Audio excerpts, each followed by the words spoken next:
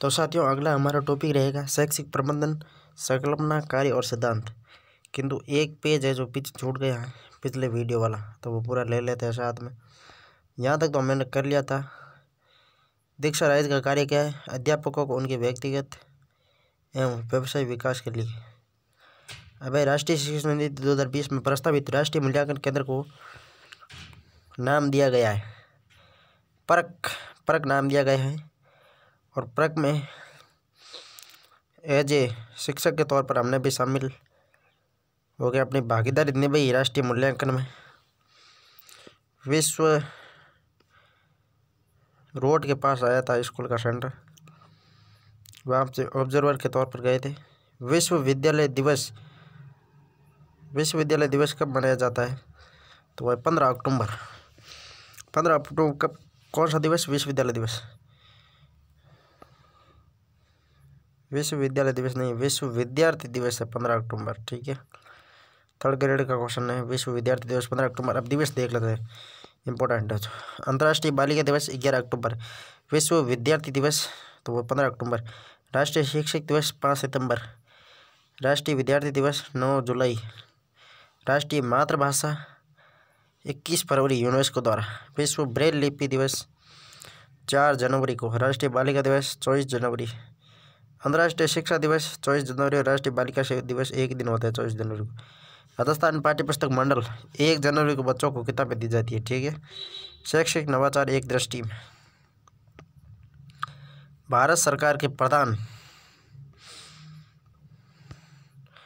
Swati portal. Bharat सरकार के प्रधान वैज्ञानिक सलाहकार प्रोफेसर अजय कुमार सूद ने 11 फरवरी 2024 को STEMM विज्ञान, प्रौद्योगिकी, इंजीनियरिंग, गणित और चिकित्सा, महिलाओं के लिए विज्ञान, एक प्रौद्योगिकी और नवाचार स्वाति पोर्टल लॉन्च किया, जो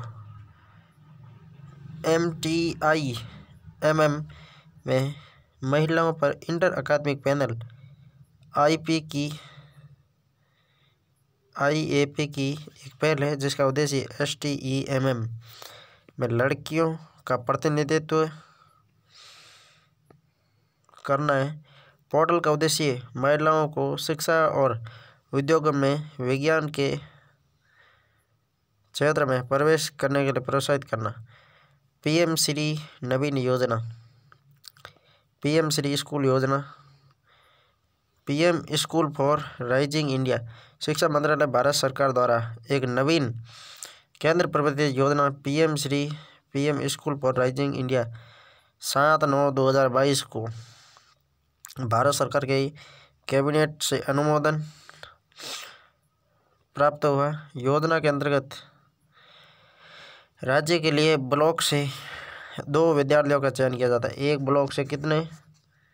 प्रत्येक ब्लॉक से 2 विद्यालयों का चयन किया जाएगा, जिसमें एक विद्यालय प्रारंभिक शिक्षा 1 से 5 तक का और तथा एक विद्यालय 1 से 12वीं, 6 से 12वीं या 1 से 10 या 6 से 10 से होगा। इस योजना हेतु वित्तीय प्रावधान 5 वर्ष के लिए किया गया है, जो 2022-23 से 26-27 तक प्रावर्तित है। वित्तीय प्रावधान एवं वित्त पोषण भारत सरकार द्वारा पूर्व में संचालित योजना के अनुसार 60-40 होगा। ठीक है। PM श्री स्कूल योजना के अंतर्गत विद्यालयों का चयन करने हेतु ऑनलाइन चैलेंज पोर्टल 4/11/2022 को प्रारंभ कर दिया गया। इस पहल का उद्देश्य चुनिंदा मौजूदा स्कूलों को PM श्री स्कूल के रूप में तैयार करना है, जो NEP 2020 के सभी पहलुओं के क्रियान्वयन का प्रदर्शन करेंगे और समय के साथ उदाहरण स्कूलों के रूप में उभरेंगे। Rajiv Gandhi scholarship for academic excellence योजना। माननीय मुख्यमंत्री 2021-22 में राजस्थान के 200 मेधावी विद्यार्थियों को प्रतिवर्ष श्रेष्ठ विदेशी विश्वविद्यालय संस्थानों में अध्ययन के लिए वित्तीय सहायता हेतु Rajiv Gandhi scholarship for academic excellence योजना प्रस्तावित की गई। इसके अनुसरण में 100 करोड़ रुपए की राशि का प्रावधान किया गया। राजस्थान के मुख्यमंत्री 20 अगस्त 2021 को भारत के पूर्व प्रधानमंत्री राजीव गांधी की स्मृति में योजना की घोषणा की गई। ये योजना 5 अक्टूबर 2021 को लॉन्च की गई। उद्देश्य 150 QS विश्वविद्यालयों में उच्च अध्ययन के लिए राजस्थान के 200 छात्रों को आर्थिक रूप से सहायता करना। छात्रों को उनके करियर विकास के लिए राष्ट्रीय प्रदर्शन 8 लाख रुपए वर्ष के कम सकल पारिवारिक आय वाले छात्रों को प्राथमिकता देना तथा ट्यूशन फीस व बैच फीस अधिकतम 50 लाख रुपए, वार्षिक भत्ता 12 लाख रुपए, रहने का खर्चा 3 लाख, ट्यूशन फीस 50 लाख, वार्षिक भत्ता 12 लाख, रहने का खर्चा 3 लाख दिया जाएगा। यदि पारिवारिक आय 8 से 25 लाख के मध्य, 8 लाख से 25 लाख के मध्य है तो कुल वित्तीय सहायता 50 लाख प्लस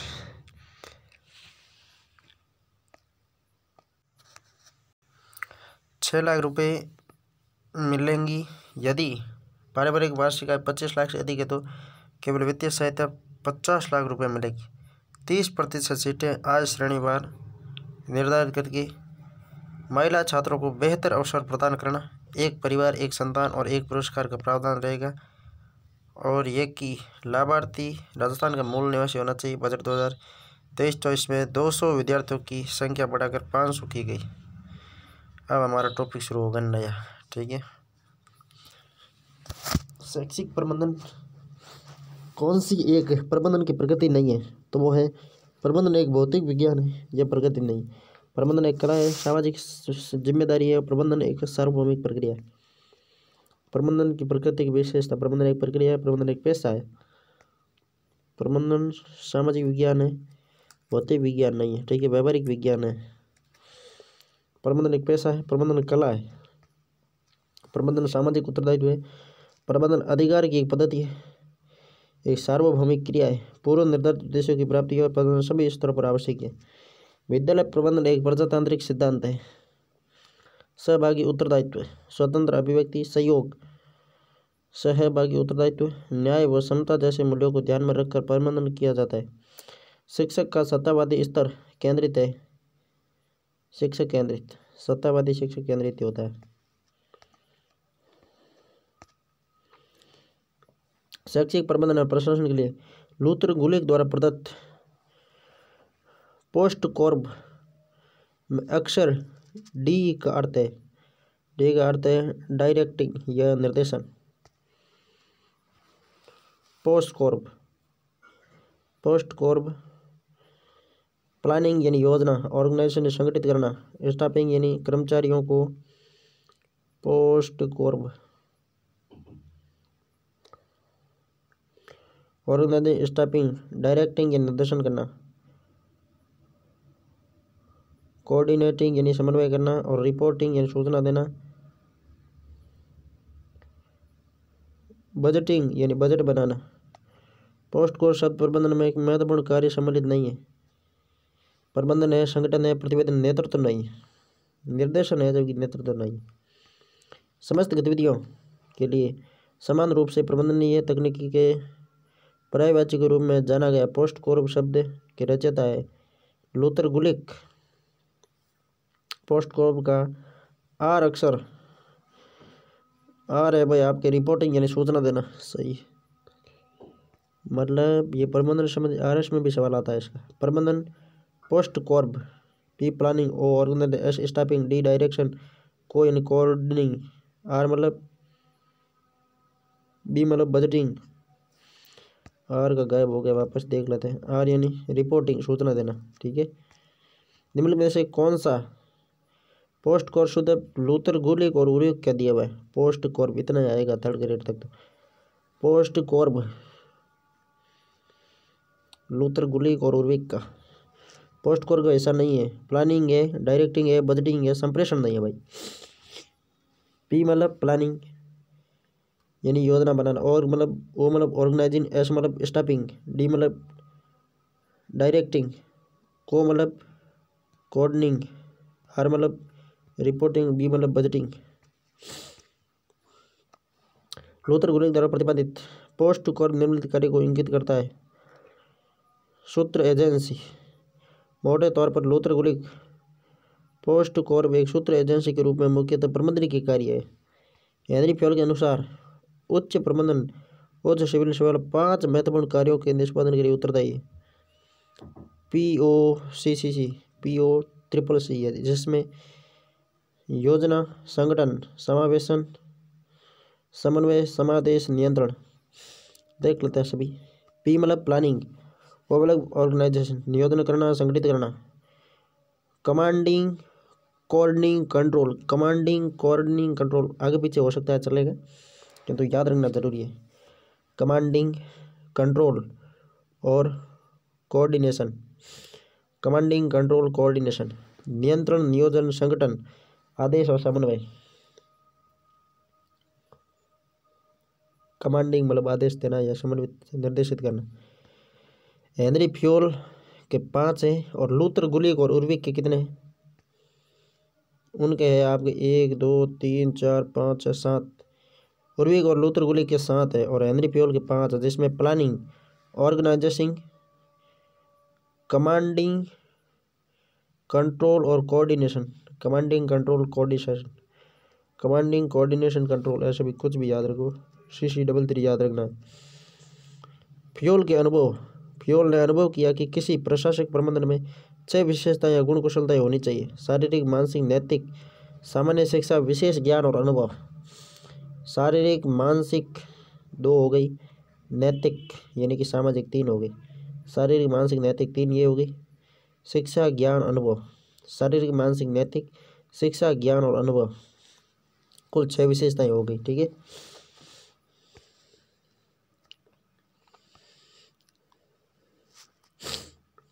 हेनरी फ्योल प्रबंधन कार्य में समाहित नहीं है। बजट निर्माण शामिल नहीं है हेनरी फ्योल में। ठीक है। Planning, organisation, commanding, coordination, control. Planning, organisation, commanding, coordination, control. Budget निर्माण इसमें कुछ नहीं है। विद्यालय प्रबंधन के लिए शेयर्ड समूह सबसे अधिक उपयुक्त है। सहयोग, समानता, लचीलापन, साझा और उत्तरदायित्व। ऐसे सहयोग तो खुद सवाल तो खुद ही मन से करें। विद्यालय प्रबंधन के सिद्धांत: लचीलापन और साझा उत्तरदायित्व।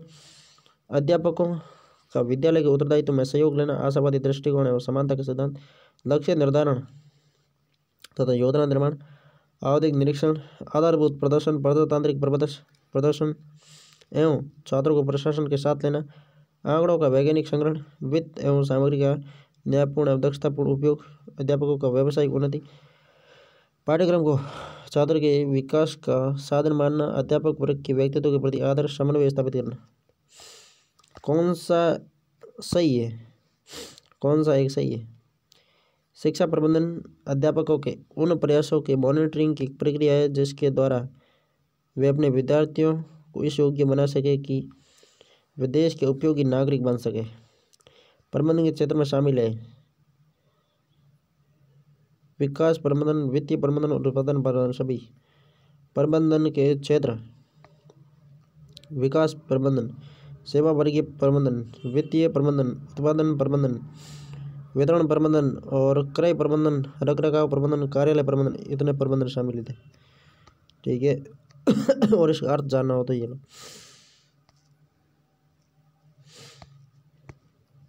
अगला हमारा सवाल है, लूथर गुलिक के अनुसार प्रबंधन के कितने कार्य हैं?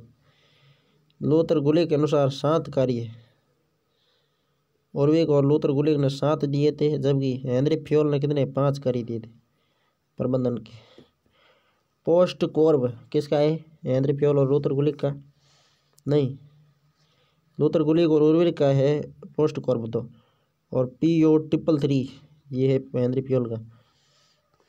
लूथर गुलिक शैक्षिक प्रबंधन के 7 कार्य: पोस्ट कोर्ब योजना, प्लानिंग करना, उसके बाद में संगठन यानी ऑर्गेनाइजेशन, समन्वय, कोऑर्डिनेशन, फिर एक्यूटिंग कार्य में प्रवृत्त करना, निर्देशन, डायरेक्शन, नियुक्तियां करना, स्टाफिंग, नियंत्रण करना, कंट्रोलिंग। वैज्ञानिक प्रबंधन का पिता किसे माना जाता है? तो F.W. टेलर को वैज्ञानिक प्रबंधन का पिता माना जाता है। प्रबंधन की प्रथम अवधारणा टेलर ने सर्वप्रथम दी, इसलिए इन्हें पिता माना जाता है। अतः वैज्ञानिक प्रबंधन का पिता टेलर को माना जाता है।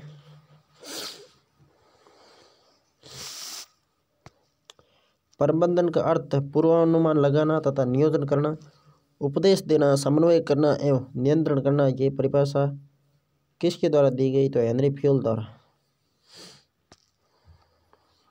शैक्षिक प्रबंधन दो शब्दों से मिलकर बना है। शैक्षिक से तात्पर्य शिक्षा से और प्रबंधन से तात्पर्य व्यवस्था से, अर्थात शैक्षिक प्रबंधन शिक्षा की उचित व्यवस्था करना है। प्रबंधन यानी सही तरीके से व्यवस्थित करना। संकुचित अर्थ में प्रबंधन दूसरे व्यक्तियों से कार्य करवाने की युक्ति है। जो व्यक्ति दूसरों से कार्य करवाता है उसे प्रबंधन कहा जाता है।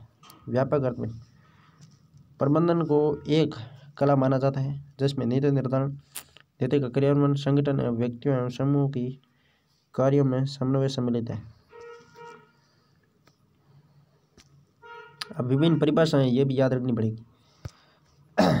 प्रबंधन शब्द मुख्य रूप से निम्नलिखित संबंधों में देखा गया है। संगठन की प्रक्रिया के रूप में, सामूहिक प्रयासों की व्यवस्था के रूप में, अधिकारियों के अर्थ एवं सत्ता के संदर्भ में और अपने अधीनस्थ कर्मचारियों से कार्य करा सकने की क्षमता के संदर्भ में।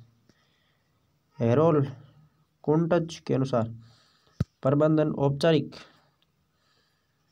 रूप से गठित समूह के माध्यम से तथा उसके साथ कार्य को करने की कला है। पीटर ड्रकर के अनुसार प्रबंधन प्रत्येक व्यवसाय का गतिशील एवं जीवनदायक तत्व है। उसके अंतर्गत उसके नेतृत्व में अभाव में उत्पादन के साधन ही मात्र रह जाते हैं, कभी उत्पादक नहीं बन पाते हैं। ड्रकर प्रबंधन को संगठन का जीवन रक्त का है। डब्ल्यू टेलर के अनुसार प्रबंधन ये जानने की कला है कि क्या करना है तथा उसे करने का सर्वोत्तम सुलभ तरीका क्या है। मूर के अनुसार प्रबंधन से आशय निर्णय से। एलन प्रबंधन वह कार्य है जो किसी प्रबंधक को करना पड़ता है। किम्बॉल के अनुसार विस्तृत रूप से प्रबंधन उस कला को कहते हैं जिसके द्वारा किसी उद्योग में मनुष्यों व माल को नियंत्रित करने के लिए आर्थिक सिद्धांतों को व्यवहार में लाया जाता है। ब्रैच के अनुसार प्रबंधन एक सामाजिक प्रक्रिया है जिसमें एक उपक्रम की क्रियाओं के प्रभावी नियोजन एवं नियमन का उत्तरदायित्व निहित होता है। ऐसे उत्तरदायित्व में निम्नलिखित सम्मिलित है।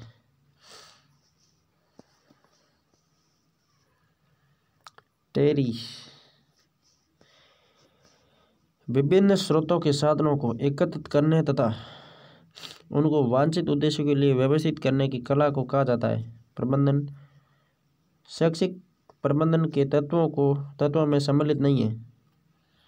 निर्देशन सम्मिलित नहीं है। आगत है, प्रबंधन प्रक्रिया है, निर्गत है। हॉर्टले के अनुसार शैक्षिक प्रबंधन के 3 तत्व है। अदा, प्रक्रिया, प्रदा। अर्धा यानी आगत, भवन, खेल का मैदान, छात्र, शिक्षक और अधिगम प्रक्रिया। प्रबंधन में वित्तीय विभाजन और कार्यालय का प्रबंधन। प्रदा में त्रिकोण चिंतन, प्रबंधन के नियंत्रण। ठीक है। शैक्षिक संदर्भ में प्रबंधन व्यवस्था मैनेजमेंट एज ए सिस्टम को निम्न आरेख में समझ सकते हैं। इनपुट्स यानी लागत, संसाधन अर्थात विद्यार्थी, भौतिक, मानवीय, प्रबंधन सामग्री, अधिगम कराने हेतु तकनीकें और सुविधाएं। शैक्षिक प्रक्रिया में अधिगम या आगत, आउटपुट, लर्निंग और उपलब्धि में लक्ष्य, सुसंस्कृत और सामाजिक उपाधि, सुसंगठन दल। कौन सी एक प्रबंधन की प्रकृति है? तो वह प्रबंधन एक कला है, विज्ञान है। प्रबंधन एक कला है, विज्ञान। ठीक है। प्रबंधन की प्रकृति, क्या प्रबंधन एक कला है? बिल्कुल राइट है, कला ही है, और तो क्या है। क्या प्रबंधन एक विज्ञान है? सही है, विज्ञान है। सिद्धांतों की सार्वभौमिकता अभाव है। विज्ञान है, शुद्ध विज्ञान नहीं है। ठीक है, व्यवहारिक विज्ञान है।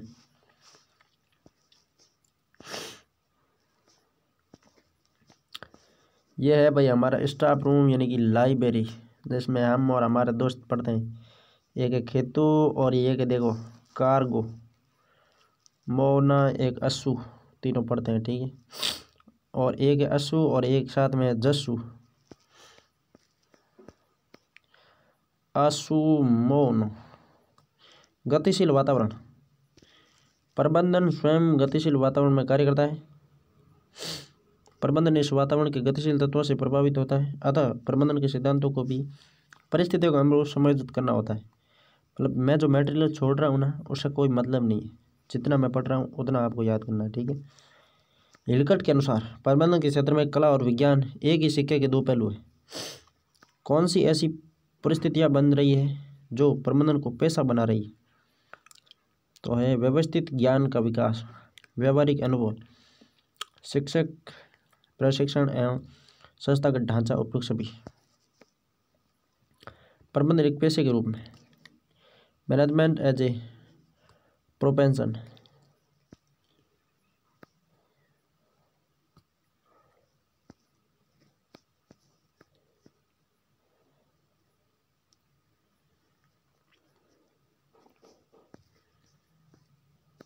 शैक्षिक प्रबंधन का प्रथम सिद्धांत कौन सा है? तो नियोजन यानी कि योजना बनाना। शैक्षिक प्रबंधन के अभिकरणों और उनमें सहयोग के सिद्धांत, नियोजन का सिद्धांत, समन्वय का सिद्धांत, सहयोग का सिद्धांत, केंद्रीकरण का सिद्धांत, आदेश की एकता, पद सोपान का सिद्धांत, कार्य विभाजन का सिद्धांत और निर्देशन का सिद्धांत, पारिश्रमिक का सिद्धांत। हेनरी फ्योल ने संगठन के कितने सिद्धांतों का प्रतिपादन किया? तो हेनरी फ्योल ने संगठन के 14 सिद्धांतों का प्रतिपादन किया। संगठन के तो 14 बताए और प्रबंधन के 5 बताए फ्योल ने। प्लानिंग, ऑर्गेनाइजेशन, कमांडिंग,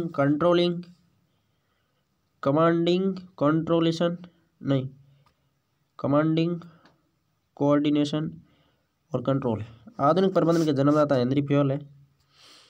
की रचना जनरल एंड इंडस्ट्रियल एडमिनिस्ट्रेशन, सामान्य एवं औद्योगिक प्रशासन, हेनरी फ्योल की एक रचना है।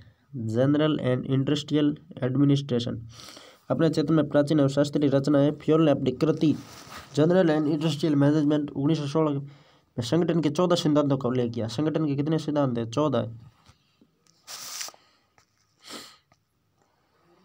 कार्य का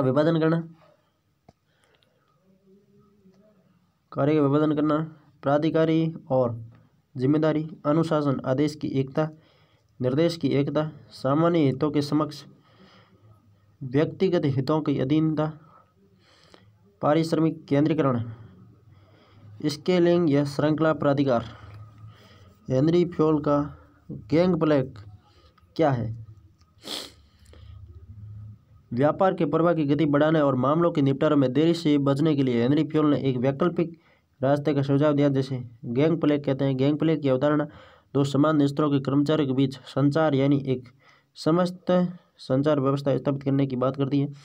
फ्योल जोर देकर कहते हैं कि अनावश्यक रूप से प्राधिकार की रेखा से भटकना एक भूल है, मगर उससे भी बड़ी भूल तब भी उसे चिपके रहना जबकि कामों के लिए नुकसानदायक है।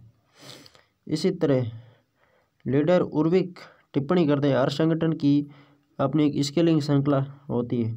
ठीक उसी प्रकार जैसे घर में निकास नाली होती है, लेकिन इस जरिए को संचार के एकमात्र माध्यम के रूप में बार बार प्रयोग करना गैर जरूरी है। ठीक उसी तरह जैसे निकास नाले में अपना वक्त काटना गैर जरूरी है। पद सोपान संगठन में मौजूद स्वाभाविक कमियों के कारण क्रिया आर्गिरिस जैसे आधुनिक प्रशासनिक चिंतकों ने मैट्रिक्स संगठन, जैसे पंगा संगठन के नाम से भी जाना जाता है, का सुझाव दिया। यह संगठन श्रेष्ठ अधीन संबंधों से मुक्त होता है। मैट्रिक्स संगठन श्रेष्ठ अधीन संगठनों से मुक्त होता है। अगला है क्रम साम्य, कर्मचारियों के कार्यकाल की स्थिरता और पहल सैन्य भावना। लूथर गुलिग ने संगठन के कितने सिद्धांतों का प्रतिपादन किया? हेनरी फ्योल ने तो 14 सिद्धांत बताए संगठन के, और लूथर गुलिग 10 सिद्धांत बताते हैं। ठीक है, अब लूथर गुलिग वाले देख लेते। 1937 में लूथर गुलिग उर्गी द्वारा प्रकाशित papers on the science of administration से क्लासिकीय सिद्धांत अपने शिखर पर पहुंच गया। गुलिग ने संगठन को निम्नलिखित 10 सिद्धांतों की पहचान की, जिसमें सबसे देख लेते हैं हम सभी। कार्य विभाजन या विशिष्ट, दूसरा है विभागीय संगठनों के आधार, पद सोपान द्वारा समन्वय, 100 उद्देश्यों का समन्वय, विकेंद्रीकरण, निर्देशों में एकता, स्टाफ लाइन, प्रत्याय योजना, नियंत्रण का दायरा। समितियों के अंतर्गत समन्वय। मगर गुलिक के अनुसार सर्वाधिक महत्वपूर्ण सिद्धांत कार्य विभाजन विशिष्टीकरण है। इसलिए वह लिखते हैं कि कार्य विभाजन संगठन की बुनियाद है, बल्कि वह संगठन की वजह है। कार्य विभाजन और एकीकरण वे माध्यम है जिनसे मनुष्य जाति सभ्यता की प्रक्रिया में खुद को उन्नत करती है। गुलिक ने विभागीय संगठनों की 4 बुनियादों की पहचान की।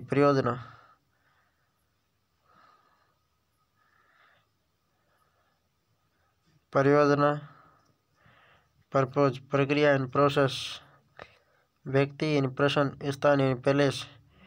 उन्होंने 4 P सूत्र कहा है। गुलिक ने विभागीय संगठन को 4 P सूत्र दिया है। पर्पज, प्रोसेस, पर्सन और प्लेस। उद्देश्य, प्रक्रिया, व्यक्ति और स्थान। उर्विक ने संगठन के कितने सिद्धांतों का प्रतिपादन किया है? तो उर्विक ने गुणती सर्वमात्र समय वाला उर्विक दिया था। उर्विक ने संगठन के गुणती सिद्धांतों का प्रतिपादन किया। ठीक है, उर्विक ने संगठन के 8 सिद्धांत दिए, गुणती सिद्धांतों का प्रतिपादन किया और 8 सिद्धांत दिए। उद्देश्यों के सिद्धांत, तद्रूपता का सिद्धांत, जिम्मेदारी का सिद्धांत, स्केलिंग का सिद्धांत, नियंत्रण के दायरे का सिद्धांत और विशिष्टीकरण का सिद्धांत, तालमेल का सिद्धांत और निर्धारण का सिद्धांत। बाद में 1943 में उर्विक ने अपनी सर्वप्रसिद्ध पुस्तक द एलिमेंट्स ऑफ एडमिनिस्ट्रेशन प्रकाशित की। उसमें उन्होंने गुणती सिद्धांतों के एक दूसरा समुच्चय पेश किया। पहले में तो 8 संगठन बताए, जबकि दूसरे में गुणती सिद्धांत बताए। लागू होने योग्य उपयुक्तता कार्यों को सभी देख लेते हैं हम एक तरफ से। कार्यों को सौंपना, प्राधिकार, केंद्रीकरण, निर्देशन, नियंत्रण, तालमेल, समन्वय सिद्धांत, प्रत्यारोपण, निर्धारक, अनुशासन, साम्य, पूर्वानुमान्यता, कार्यात्मक परिभाषा, सामान्य हित, पहल, व्याख्यात्मक, जांच, नेतृत्व, क्रम, संगठन, नियोजन, पुरस्कार व अनुदान। इसके लिए प्रक्रिया, चयन व तैनाती, भावना, स्थिरता और कर्मचारी नियुक्ति यानी स्टाफिंग।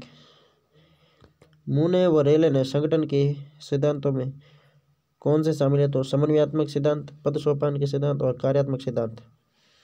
मोरे और एलन सी रेले अमेरिका ने 1931 में क्लासिकल विचारधारा का प्रतिपादन करने वाले पहले व्यक्ति थे। मूने और रेले क्लासिकी विचारधारा का प्रतिपादन करने वाले पहले व्यक्ति बने जब उनकी पुस्तक ऑन वर्ल्ड इंडस्ट्री प्रकाशित हुई। बाद में 1939 में उन्होंने इसी पुस्तक को नए शीर्षक द प्रिंसिपल ऑफ एडमिनिस्ट्रेशन के साथ प्रकाशित किया। उन्होंने संगठन चार्ट और मेन्यू को लोकप्रिय बनाया और 4 सिद्धांत पेश किए। किसने? मूने और रेले ने। जेम्स डी मूने और एलन सी रेले अमेरिका ने। समन्वय सिद्धांत, पद सोपान का, कार्यात्मक सिद्धांत और स्टाफ और सूत्र सिद्धांत। कौन सा कार्य शैक्षिक प्रबंधन से संबंधित है? तो वह है विद्यालय संगठन गतिविधियों की योजना और प्रणाली नियंत्रण।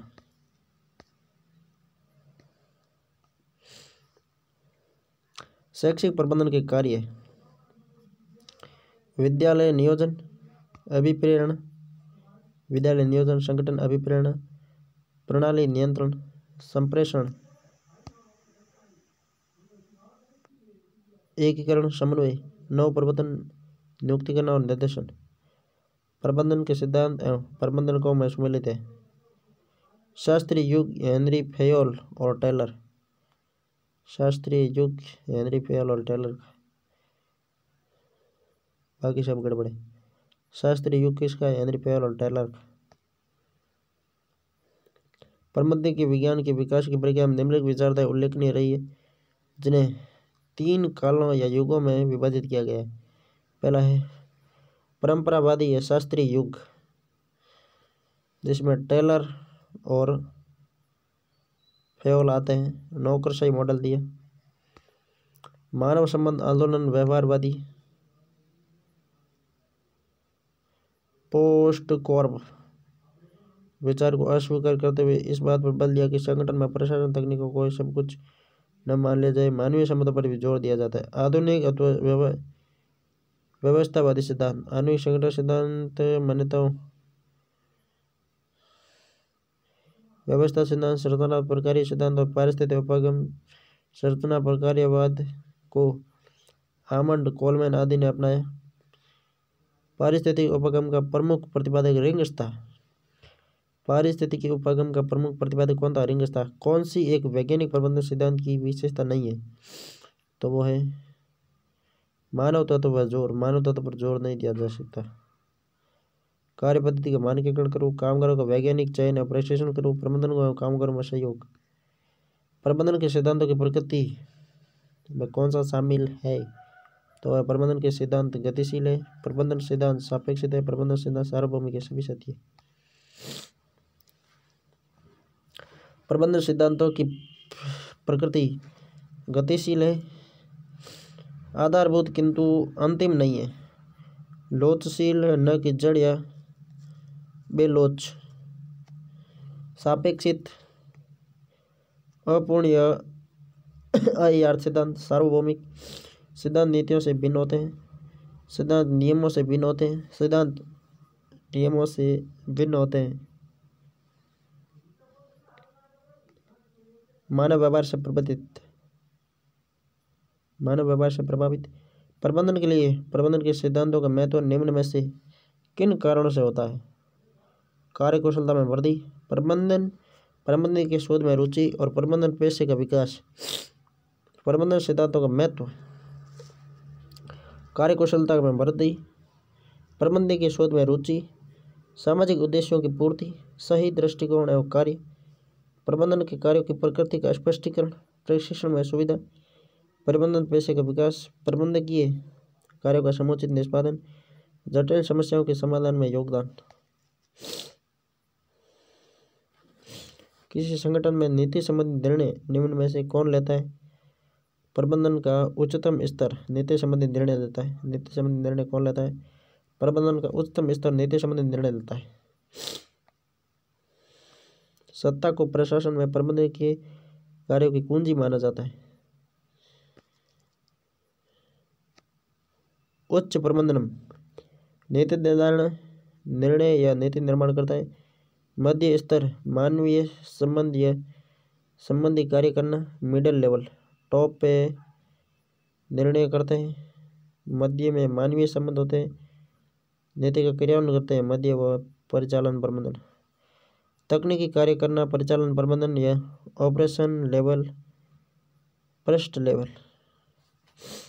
उच्च स्तरीय प्रबंधन ये नीति का निर्माण करते हैं, मध्य स्तरीय लागू करते हैं। इसका प्रमुख कार्य उच्च स्तरीय प्रबंधन तैयार योजनाओं को पूरा करना होता है। पर्यवेक्षित अथवा परिचालन योजनाओं का परिचालन करते हैं। भारतीय संविधान के लागू होते समय शिक्षा किस सूची में थी? राज्य सूची में। संविधान निर्माण के समय राज्य सूची में था, लेकिन 42वें संविधान संशोधन 1976 के बाद समवर्ती सूची में शामिल है। शिक्षा को समवर्ती सूची में शामिल किया गया 1976 में। कौन सा एक कथन प्रशासन के प्रबंधकीय दृष्टिकोण से संबंधित है? प्रशासन कार्य करना नहीं है, लेकिन बल्कि काम करवाना है। ये सबसे इम्पोर्टेंट है भाई, IAS का सवाल है। प्रशासन के प्रबंधकीय दृष्टिकोण से संबंधित है। प्रशासन कार्य करना नहीं है बल्कि काम करवाना है, ठीक है, इसलिए प्रशासन बनाया जाता है। IAS 1993 का सवाल है। अब ये और आगे देख लो। परंपरागत सिद्धांत किसका है? परंपरागत सिद्धांत कार्य केंद्रित है, मानवीय सिद्धांत कर्मचारी केंद्रित है, तंत्र सिद्धांत अंतर संबंधी सिद्धांत है और स्थितिपरक सिद्धांत मुक्तपन है। स्थितिपरक अभिकल्प मुक्तपन है। परंपरागत सिद्धांत कार्य केंद्रित, मानवीय सिद्धांत कर्मचारी केंद्रित, तंत्र सिद्धांत अंतर संबंधी और स्थितिपरक सिद्धांत मुक्तपन। गैंग प्लेग का सिद्धांत किसने प्रतिपादित किया? हेनरी फेयल ने। गैंग प्लेग का सिद्धांत हेनरी फेयल। गैंग प्लेग का सिद्धांत हेनरी फेयल का। पुल व्यवस्था हेनरी फेयल। संगठन के शास्त्रीय दृष्टिकोण का संबंध मुख्य रूप से है कार्य के विभाजन से। संगठन के शास्त्रीय दृष्टिकोण का संबंध मुख्य रूप से है तो कार्य के विभाजन से है। गुलेक के अनुसार कार्य विभाजन संगठन की आधारशिला है। गुलेक के अनुसार कार्य विभाजन संगठन की आधारशिला है। नियंत्रण के विस्तार क्षेत्र का सिद्धांत किसने प्रतिपादित किया? ग्रेक्यूनास ने। नियंत्रण के विस्तार क्षेत्र का सिद्धांत किसने प्रतिपादित किया? ग्रेक्यूनास ने। नियंत्रण के विस्तार क्षेत्र का सिद्धांत ग्रेक्यूनास ने। संबंधित एक गणितीय सूत्र है।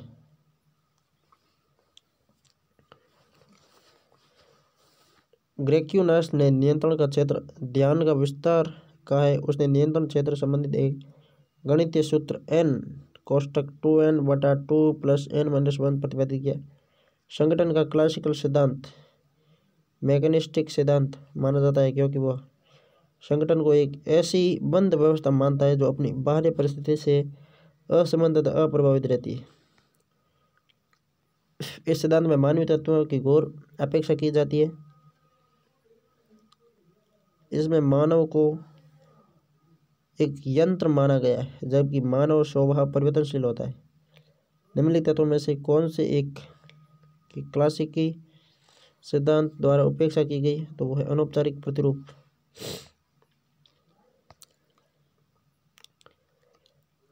क्लासिक सिद्धांत की कुछ आलोचनाएं। अनौपचारिक प्रतिरूप पर जोर न देना, संगठन को एक बंद इकाई मानना, संगठन एक व्यक्ति को पृथक मानना, प्रशासनिक सिद्धांतों की सार्वभौमिकता पर जोर, संगठन को एक मशीन की भांति मानना, अभिप्रेरणा तत्वों की कमी, वैज्ञानिक प्रबंधन के निम्नांकित में से किस पर बल नहीं दिया? तो मानवीय संबंध पर। वैज्ञानिक प्रबंधन ने निम्नलिखित में से किस पर बल नहीं दिया? मानवीय संबंध पर बल दे दिया। कार्य प्रमाण पर, समय, गति और कार्यकुशलता सभी पर बल दिया, मानवीय संबंध पर बल नहीं दिया। कार्यकुशलता, समय, गति आदि उन कार्य प्रमाणिकता पर जोर दिया जबकि मानवीय संबंध पर बल नहीं दिया। वैज्ञानिक प्रबंधन के 3 प्रमुख उद्देश्य हैं।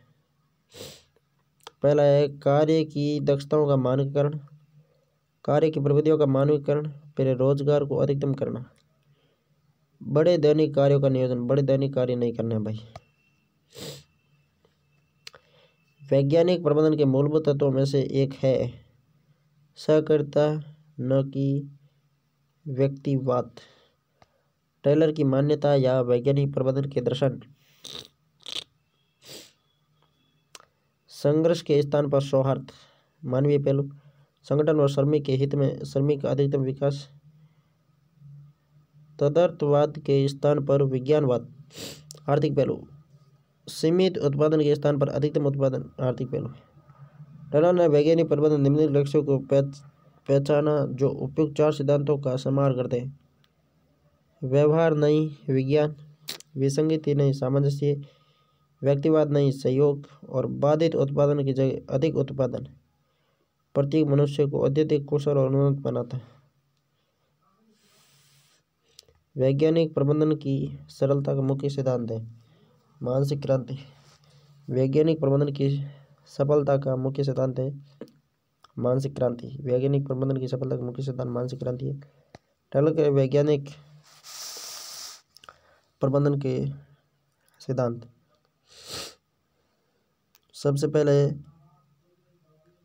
कामगार और प्रबंधन के बीच कार्य का उत्तरदायित्व का विभाजन, कार्य विज्ञान या चुने हुए कामगारों का संयोजन, वास्तविक कार्य विज्ञान का विकास, फिर वैज्ञानिक चयन और कामगारों का प्रगामी विकास, उसके बाद में वास्तविक कार्य विज्ञान का विकास, कार्य विज्ञान या चुने हुए कामगारों का संयोजन, काम और प्रबंधन के बीच कार्य और उत्तरदायित्व का विभाजन। मतलब ये प्रक्रिया चलती रहती है।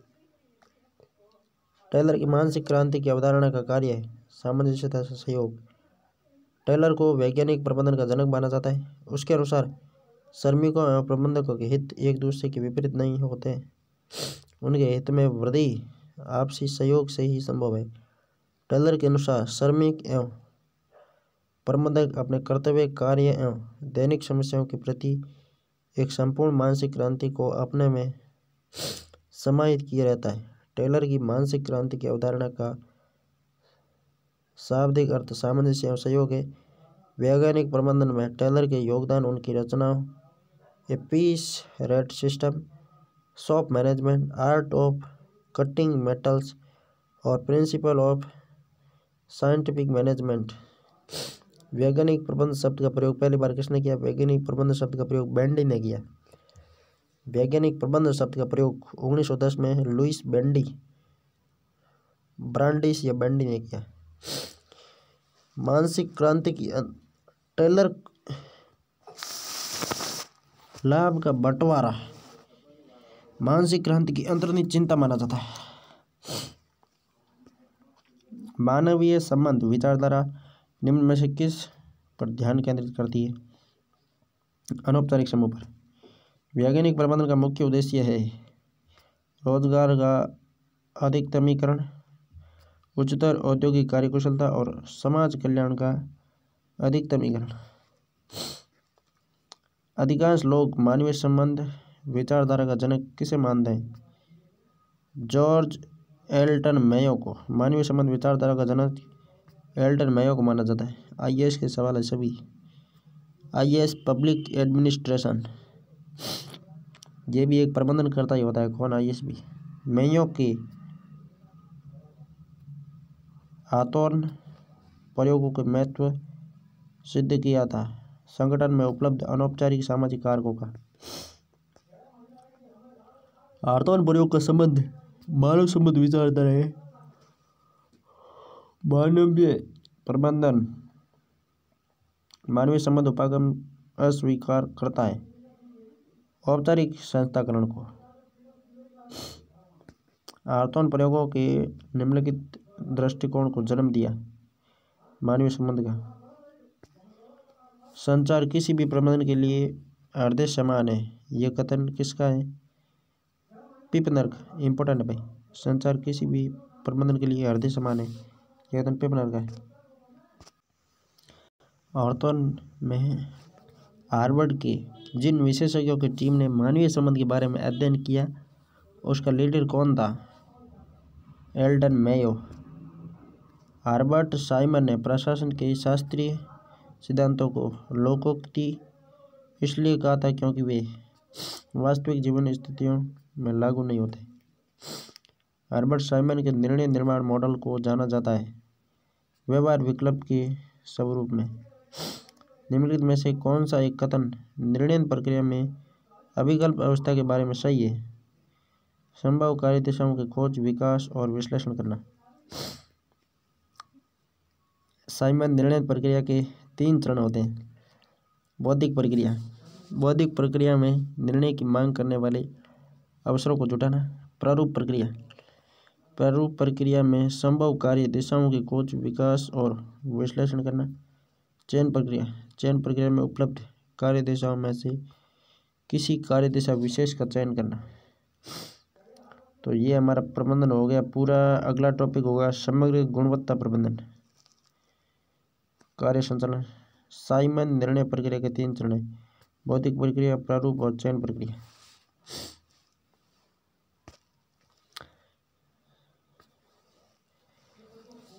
थर्ड ग्रेड की तैयारी चल रही है जोर शराबे से। भारतीय आएगी ऐसे चली जाएगी।